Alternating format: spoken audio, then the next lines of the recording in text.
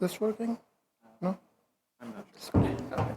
Yeah, well, good afternoon, everyone. Thank you, Alex, and thank you all for joining.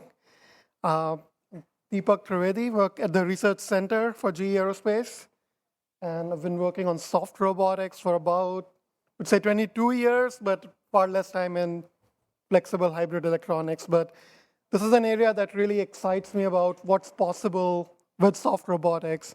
And I'm not going to talk a lot about my work today, but share how we are envisioning flexible hybrid electronics shape soft robotics into areas where we are not today, but we want to be in the near future. So essentially, if you look at how robotics are done today, you would see that we're doing things pretty much exactly the opposite of how nature does it. So a few examples there.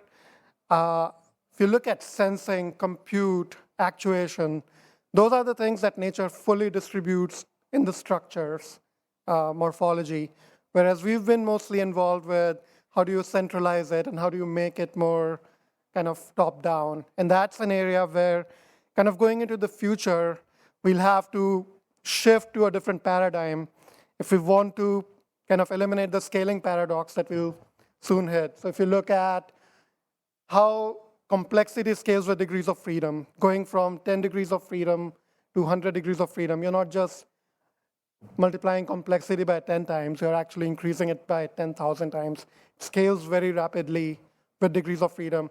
And when we talk about soft robots, we are really talking about practically infinite degrees of freedom. And that's something you cannot do by just doing what we're doing today. You have to start looking at it into a fundamentally different way. If you look at communication, that's another area where biology kind of reigns supreme. If you look at the robots with centralized degrees of freedom, you're sending all the raw data to a CPU. We're doing all this computation and sending back information. That's not how nature works, and that's also a big difference why nature tends to win. Kind of looking into this a little bit more, you'd see that fish, which is swimming very elegantly in that video, it's actually dead. It's not a living fish. You could see that even that dead fish would do better than a lot of robotics that we are building today. And I think if you look at what's happening there, nature has beautifully coupled dynamics, morphology, compliance into the body of that fish. So it doesn't require not just any computation, it doesn't require any energy to do this. It's harvesting energy from its environment and just doing the motion that you would want a fish to do. So now compare it with our soft robots that we're building today, where we are actually fighting physics. We're looking at, okay, how do we get rid of these vortex-induced vibrations or damping? So instead of fighting physics, if we adopt physics to our advantage, there is a lot you could do that you cannot do today. There is also a question of information, and I'll talk a little bit more about that.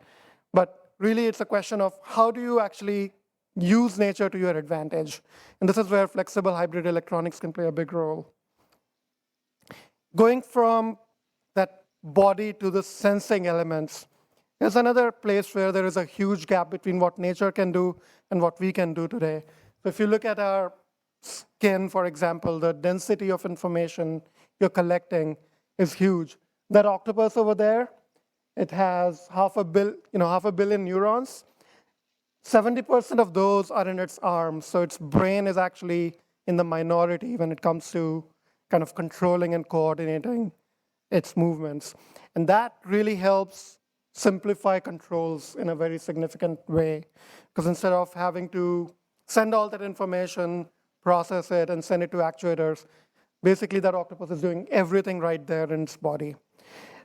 What that does for us in biology is it gets rid of the hidden variables. So there is a lot of information around you continuously flowing. Today's robots, they just get point data. They're looking at one measurement here, another measurement 10 centimeters apart. We can sample it very fast today, but we cannot really collect all the information we need. And that information is important for contact-rich interaction with the environment. So if